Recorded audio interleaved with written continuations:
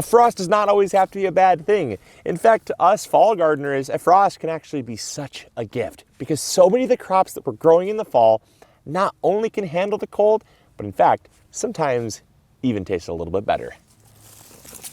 Let's go. This is especially true with your brassicas. Now, I love to grow brassicas in the fall because they get sweeter as it gets colder. We just had a freeze last night. I'll tell you what, these kale leaves, they taste like they've been soaked in sugar water. And I'm not even kidding you about that. They get so unbelievably sweet as the weather gets colder. And the reason why is because they have built-in antifreeze. Not really, but it's a plant's way of protecting itself against the cold weather. You see, these plants, if they did not have built-in antifreeze, what would happen is the cold weather would come in, the freezing temperatures would come in, and it would rupture the cells. Why is that? Well, it's because if you've ever taken a pop bottle, like a can of Coke, thrown it in the freezer, it expands and it explodes. That's because it has nowhere for the pressure to go because freezing liquids expand. And the same thing applies in plant cells. Plant cells, they don't have anywhere for that water to go. And so that water is inside of the cell, and when it freezes, it expands and it dies. That's why tomatoes and peppers and basil, cucumbers, doesn't matter. Those kind of summer crops, they have a tendency to die the moment they get even a whisper of a frost.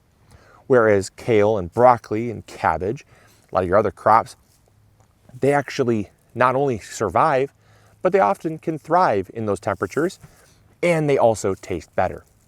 Now, why do they taste better and how do they survive? It has to do with what I call the antifreeze. And what does this antifreeze do?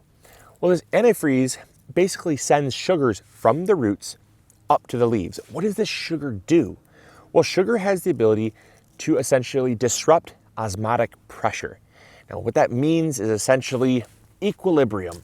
And osmotic pressure essentially means that these cells are holding on to a certain amount of water. Imagine them like a pop can in the freezer, right? That pop can might hold 8 ounces of soda. And because the cell walls don't have the ability to hold even a tiny bit more than 8 ounces of soda, when they freeze, they rupture. That is unless they have the presence of an osmotic pressure disruptor. That could be either salt or sugar.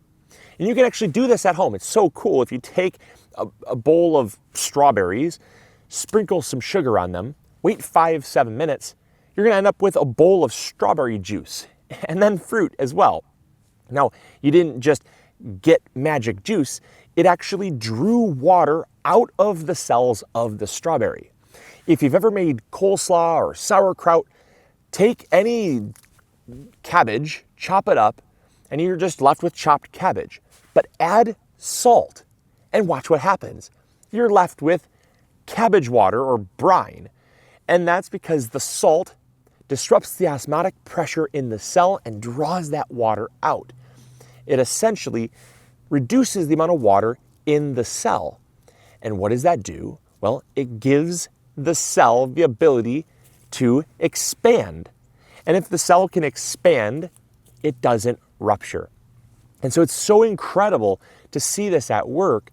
And the reason why, they don't send salt up to the leaves, because that doesn't really exist in plants all that much. But they do have sugars down in the roots that the sugars are sent back up into the leaves to essentially wilt and dehydrate the leaves. The water will leave, it'll head back down into the roots. The sugars will be kept in the leaves because sugar water freezes at a much colder temperature and reduces the amount of water in the leaves. That's why oftentimes when they're frozen or they're cold, the leaves are all droopy and they're hanging down. But the moment the sun comes out and the plant thaws out, the leaves pick right back up again. And it is incredible. And that's also why the leaves taste so sweet. The same thing actually applies to carrots and beets, your other root crops. It could be parsnips, turnips, rutabagas. They will get sweeter as well. And now you might say to yourself, okay, well, Luke, I thought you just said that they send sugars from the roots up to the leaves. Well, what carrots and your root crops are doing is they are storing those sugars in the root of the plant. They don't necessarily send those sugars up into the leaves. They might a little bit, but they send sugar, they store more sugars the colder it gets, because again, they're trying to protect the root from being frozen. And because sugar water will freeze at a much colder temperature than water will, they get sweeter as the season progresses. And that's why these fall carrots, wow, these are gonna be beautiful. I can't wait to pick one here. I'm gonna just try to get one of these here, just because I'm not sure if they're gonna be completely ready to harvest yet. Oh, there we go, some little baby carrots. Beautiful. That is why these carrots are gonna taste like candy, because they've been exposed to that super cold weather. And I guarantee you, these are gonna taste like a treat. Oh my gosh. It's like the sweetest carrot I've ever had in my life. It's so good. Oh my gosh. Bugs Bunny ain't got nothing on these carrots. Oh my gosh. It's unbelievable. And so, in summary, what have we learned? We have learned that fall gardening can be a treat. It is not a bad thing. The crops that you grow that can handle the cold have adapted over thousands of years to essentially surviving adverse conditions.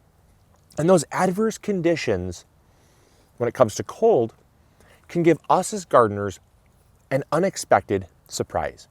So grow your beets, grow your parsnips, grow your carrots. Heck, have you ever tried Brussels sprouts after a frost? Give it a shot. Brussels sprouts are amazing after a frost. Broccoli, cabbage, kale, mustard greens. If you don't think you like the flavor during the main growing season, I guarantee you, you're gonna love them during the winter and the fall. So I hope you guys enjoyed. I hope you all learned something new. I hope you all enjoyed kind of the science, the how and the why of why something happens. And I hope that you'll try some carrots, because these are dang good. All right, catch you guys later. Grow bigger. We'll see you guys later. Bye. Hey, thank you so much for watching today's video. I really appreciate it. If you enjoyed, consider clicking this one. You'll probably enjoy it just as much. I want to thank you for your viewership, because without it, this channel would not be as amazing as it is. Also, if you haven't subscribed, consider subscribing. It's free, and we upload videos every Monday, Wednesday, or Friday. We also have vegetable seeds, fertilizer, or tools. If you need any of those, consider visiting MIgardener.com. Links will be in the description box below. We've got you covered. And as always, we'll see you all in the garden. Take care. Bye.